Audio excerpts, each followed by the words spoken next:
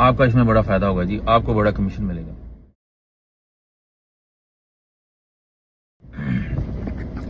एक क्लाइंट ने मुझे कहा कि यार मुझे ये एक प्रॉपर्टी वर्कआउट कर दें, ये सर्च कर दें, आपका इसमें बड़ा फायदा होगा जी, आपको बड़ा कमीशन मिलेगा।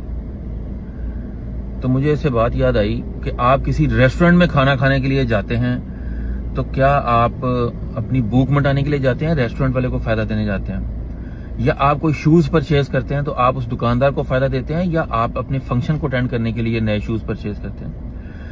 या आप कपड़े परचेज करते हैं तो आप अपना बदन ढांपने के लिए, या आप अपने फंक्शन को अच्छा करने के लिए नया सूट 2 पीस 3 पीस आप लेते हैं? आप ज्वेलरी की शॉप पे जाते हैं, आपने अपने किसी बच्चे की शादी करनी है उसके लिए लेने जाते हैं, या ज्वेलर को फायदा देने के लिए जाते हैं? नहीं भाईजान। तो फिर प्रॉपर्टी वाले बारे क्यों सोचते हो कि जनाब तुसी काम करो तो ਤੁਹਾਨੂੰ बड़ा फायदा होगा? नहीं जनाब, तुसी अपने फायदे वास्ते प्रॉपर्टी ले रहे होंगे हो।